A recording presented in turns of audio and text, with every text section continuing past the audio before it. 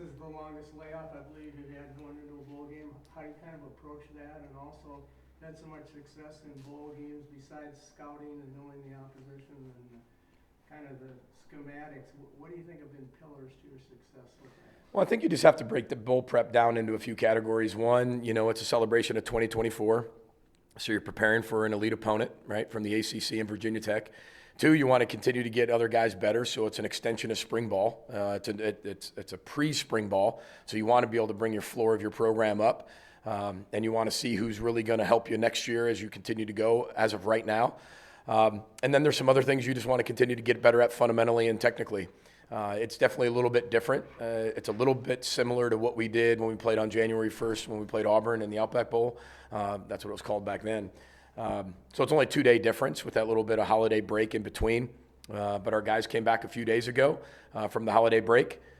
They've been really consistent in the way they've worked. And I think there is no secret to anything. You're always looking to be 1-0. But I just think, like a lot of teams out there, our team really likes to play football. And they want to continue to play football as long as they can in 2024. And it'll be 2025 when we do play. But I think they just love playing football and love getting better. And when you have a team like that, that makes it the preparation a lot, I can't say easier, it just makes it a lot more enjoyable to be around each other, where they take it very seriously. It's a chance for us to be a champion and be 1-0 and send the seniors out in the right way. So I know everybody in the country is trying to do that too in the bowl prep, and you just got to find a way to get your margins, in your preparation to be a little bit better than the opponent. How do you look at how you guys have done in the transfer portal with outgoing and ingoing players? I think you brought in 15 at this point. How do you assess where things are at right now? Yeah, I really like where we're at. I really like the high school class that we signed that'll be here very soon, a lot of them. I really like our portal class that we signed. And, you're signing based off need, competition, depth. And then, as I tell our football team, I've said this a long time ago as a head coach, and you start to look at roster management, your job is to continue to elevate the roster for every particular year. Whether that was high school recruiting 5-6 years ago, I told our team 10 years ago, my job is to replace everybody with a better version of you that's a younger version of you. It's your job to keep your job. And that's how competition works. And you have a head start if you're in the program and you're doing what you're supposed to do. You're working really hard. You're committed to the process. And then you bring some other guys in here who have been playing college football for a long time. It elevates the competition within the room, and I think that's really healthy, especially as we get to the 105 and you start looking at each position only having a concrete number of players in that room. Everybody in that room's got to be able to help you if you happen to get to them, no matter who they are, young player, older player, transfer, guy that's been in the program. But I think our players have embraced that really well. The reason we have a really good portal class is because our players on our team. I mean, nothing shows the program more than the players you have on the team, and we're using them as hosts and using them on official visits, and our players embrace change and they embrace competition and they embrace this team getting better. And that's what I like about this football team and coaching these guys, because I know that's not that way all over the country. You bring in somebody takes that personal and they leave. Transparent conversations are really, really critical. And no matter where anybody goes, there's always going to be competition. Nobody can ever lie to somebody and say there's not going to be competition. There's always going to be competition around you if you're doing your job. And, we're very transparent to the portal players. We're very transparent to the high school players and the players we have on our football team. But if everybody's team Gophers, it doesn't matter. Everybody wants to win. Everybody wants to make this team better. And I appreciate that about our players. Do you feel the prospect, PJ, of revenue share is helping you with the quality of this class too? Maybe evening things out more? Yeah, I don't know if evening out is the right word, Dave. I think that, I don't think parity is the right word either. I still think that, when you have the salary cap, that's one thing, but then there is no limit to the NIL right now. And I think that's what sets some people apart, is they can have around the same type of salary cap. That's fine. They can distribute that how they want to distribute that amongst the athletic department, and they can highlight what sports they want to highlight. But then the NIL, that's the thing that separates it from it being equal, even, parity. But I think that you're starting to see us being able to get a high-quality athlete, retain a high-quality athlete and a student athlete that we can. And, 4 years ago when we lose a player and we have nothing, there's nothing you can do about it. You pat him on the back and shoot, you'll drive him there because it's a better opportunity for him. And I don't blame him. But now when you're in the talk and you're in the mix, Players are, talking between however many thousands of dollars, and do you really want to make that move? Do you not? Where are you in the depth chart? Where are you in the future? And you're having open, honest communication with them. But I think that it definitely helps, Dave. I'm not going to sit here and lie to you and say it doesn't help. It helps. And, the SEC and the Big Ten have major TV contracts that allow that money to be real, allow that money to be there. Our NIL and collective with Dinkytown athletes, that money's there. It's real. And I can't say that for everybody around the country. A lot of stories are coming out from different people. But here at the University of Minnesota, it's real. And really proud of our administration for that, really thankful for that. Thank you for Dinkytown athletes of making sure that it's all real. And I think that's pretty cool. BG, is there a substantial number of opt-outs, seniors that aren't going to be playing the bowl game? Oh, you're going to hate the response to this the question, Randy. I really appreciate you asking, but the injury report is just like the availability report will be out 2 hours before kickoff. Hey, Coach, Thanks for asking. Oh, sorry. No, you're fine. What does it say about the character of Max, your quarterback, who forgoes his preparation for his pro career to play with his guys? Yeah, I wouldn't even say it's a preparation for his pro career. I think this is the beginning of his pro career. Right. Max Brosmer is a player who loves playing football, period. The more he plays, the more people are going to fall in love with him. He's a player that has to keep playing, and as he keeps playing, people are going to love watching him play football. It is a lot of fun for a coach who's been around the game a long time to watch a student athlete like that embrace the game the way he embraces it. I don't know if I've ever watched a student athlete love the game more in the preparation process. I'm looking at Antoine Winfield Jr. with a big smile on his face right here, and you look at Tyler Nubin and the way he played the game, and I can go on, but enjoying the actual process and dedicating hours and hours and hours a day to the grind of it and loving that. We're walking off the field right now, and he wants to get this play installed, and we're kind of saying, well, maybe. And so to kind of sway the votes, he's got the tight ends out there, and he's teaching them the route concept exactly the way it needs to go. Because when we practice it tomorrow, it's make or break. But he wants it in, and it's got to go really well for it to go in tomorrow. And that was the deal. So he's out there making sure that it goes the way it needs to go. That's the type of leader he is. I think he's going to play his way into not only NFL camps and being drafted and all that other stuff, but he's going to be around that league for a long time because he's going to make himself that way. And there was no surprise when he said he was going to play. Everybody's got to make decisions for themselves, and I understand that. And that doesn't mean if you don't love football, and if you do, you do love football. Speaking just for Max, though, the more he plays, the more people are going to fall in love with him. And those are the reports I keep getting back from people is the more he plays, we just love him. Maybe something about your culture, though, where you want to stay with his teammates. And there's not a right or wrong here, but maybe saying something about your culture that he's here for 1 year and he still wants to stay with the guys. Well, the culture starts with the people. It starts with the players, period. You can't have a culture without the players. And I think that's what's really unique about here is, we talked about the bowl prep needs to be really fun. Well, fun's earned, and the F for that is for each other. It has to be for each other. It can't be for anybody else.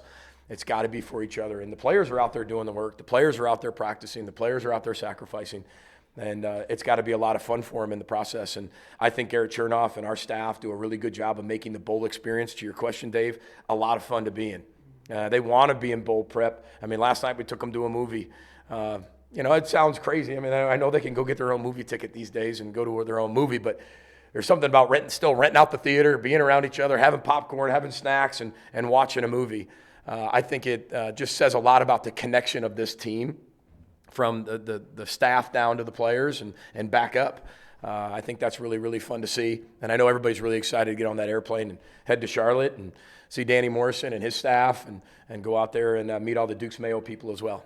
BJ, is there any one episode about Max that you feel defines what he's done here that you'll remember? I think he's the best processor I've ever been around. And I think I've said that, and I think it's well documented. I'm so consistent in that statement because I don't think I've been around a processor like that. And I think that you've watched, you watch his learning process happen before your eyes. You watch the beginning, first half of the North Carolina game. Second half's completely different. First half of the season is completely different than the second half of the season. First half of a game, completely different than the second. He just continues to get better as the game goes on. And, the more people throw at him, the more he can keep processing and make adjustments and make changes. But to take all the information that he's been able to get, it's probably the most complex offense we've ever had in the 12 years of me being a head football coach, and he processes it like it's the easiest. And I never take that for granted. The great thing about it is our quarterbacks now have a chance to learn from him, attach at the hip, and that's the legacy he's going to leave. We only had him for 11 months, 12 months, but the legacy he's going to leave is what he passed down in terms of the process, the preparation to the other guys. And I think that's the ultimate definition of a leader, is what you're passing down that other people are going to use to make the team and themselves better. Now, you guys have had quite the win streak with these bowl games in general since 2015. If you win the Mayo Bowl, are you prepared to have a jar of mayonnaise dumped on your head for the tradition? Oh, yeah. I mean, that's what's so great about college football.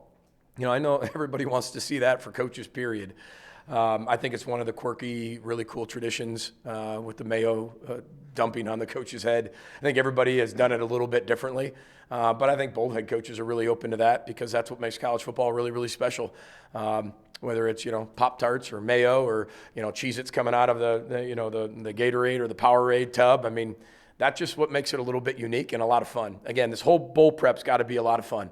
It's over basically a month and some change until you play again from your last game.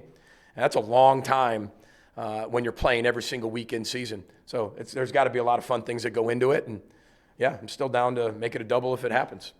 Obviously, one or two more. When you look at Anthony Smith, what have you seen in his development on the field over the second half of the season? Yeah, just incredible maturity. I think that's one thing for him, when doing what you have to do becomes doing what you really want to do. I think he's really got a feel for the defense, how he fits in the defense. We move him around so much that I think early, that was a learning process for him, from the outside to the inside to nose to three technique, whether it was the first and second down package or third down packages.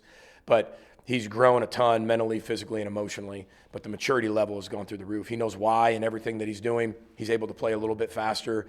And he's so versatile. I mean, I don't think I've ever had a guy that big with that versatility at 6'6", 295 pounds, and he can do a lot of different things. We were all joking around yesterday as a team, just talking basketball, and everybody wants to talk basketball. All the football players want to talk basketball. I'm sure all the basketball players want to talk football. And they were all kind of joking around, and they said, all right, who'd be the first pick? And Anthony, bang, came out of everybody's mouth really quick. So I know that made him feel pretty good, I'm sure, even though he probably didn't hear it. He now heard it now. But I think just his versatility and his maturity has gone through the roof. Obviously, mission one, get into the Mayo bath, but with the number of impact players that are graduating this year, are you looking at the bowl as an opportunity to mix in some young guys that need game reps in advance of next year? Absolutely. I mean, you're always looking for that opportunity. I'll take a guy, for instance, like Mason Carrier. Mason Carrier is a true freshman. He's a really good player, hasn't played all year. But there's some special teams that we can use him and get him experience. So next year, when we really need him to have a bigger role, he's at least played in a game against an ACC opponent, and here we go. Obviously, other players, you're not just going to – it's not an experiment.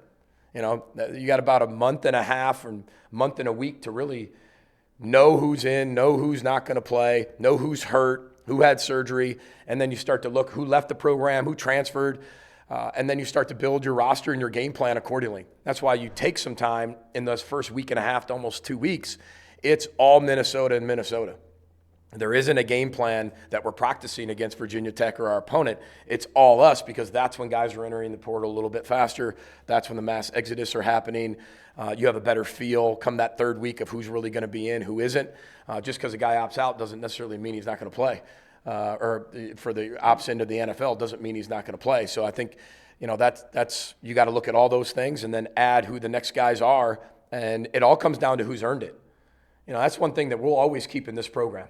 I want to make sure I make that very clear, that we're not just experimenting and throwing guys out because you're the next guy.